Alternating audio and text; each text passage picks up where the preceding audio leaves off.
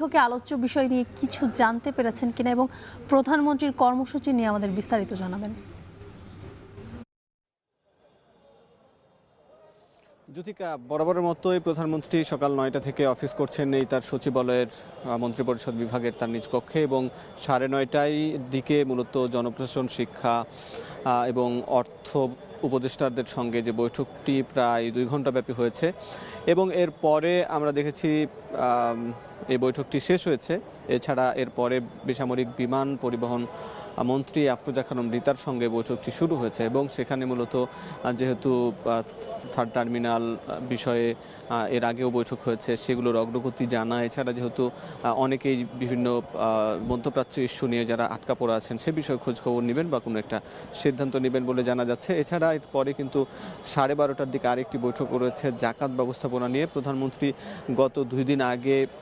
আলেম ওলামাদের সঙ্গে একটি ইফতার অনুষ্ঠানে বলেছিলেন যে জাকাত থেকে যে অর্থ অনুদান দেন বিভিন্ন বিত্তশালীরা, সেখান থেকেই কিন্তু বছরে 5 লাখ পরিবারকে 1 লাখ টাকা করে যদি অর্থ বরাদ্দ দেওয়া হয় তাহলে বা অনুদান দেওয়া হয় তাহলে কিন্তু তারা দীর্ঘমেয়াদে স্বাবলম্বী হতে পারেন, এবং সেখান থেকেই কিন্তু তারা তাদের যে অর্থ লাঘব দুরবস্থা কাটিয়ে উঠতে পারে, সেই ব্যাপারে কিন্তু একটি বৈঠক হবে এবং সেখান থেকে একটি সিদ্ধান্ত আসতে পারে। এছাড়া আপনাকে জানিয়ে রাখি, আজকে বেলা 2:30টার দিকে এই অর্থ মন্ত্রণালয়ে একটি ব্রিফিং করবেন সমাজ কল্যাণ মন্ত্রী, এবং সমাজ কল্যাণ মন্ত্রী সেখানে আগামীকাল থেকে যেহেতু ফ্যামিলি কার্ড শুরু হতে যাচ্ছে 14টি উপজেলায় প্রতিটি ইউনিয়নের 1টি করে ওয়ার্ডে, অর্থাৎ 14টি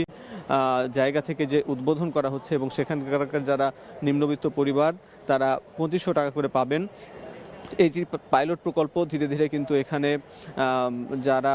এই 4 কোটি পরিবার সবারকেই এই কার্ডের আওতায় আনা হবে, এই বিষয়গুলো নিয়েই কিন্তু ব্রিফিং করবেন, কিভাবে সেটি পরিচালিত হবে প্রধানমন্ত্রী কালকে উদ্বোধন করবেন। এছাড়া জানিয়ে রাখি, অর্থমন্ত্রীর সঙ্গে আজকে চীনা রাষ্ট্রদূতের বৈঠক হয়েছে, সেখানে জ্বালানি ইস্যু সহ বিভিন্ন বিষয়ে বাংলাদেশ সহযোগিতা চেয়েছে। এই ছিল মূলত জ্যোতিকা প্রধানমন্ত্রী সহ মন্ত্রীদের আজকের সচিবালয়ের কার্যক্রম। সচিবালয় থেকে যুক্ত ছিলেন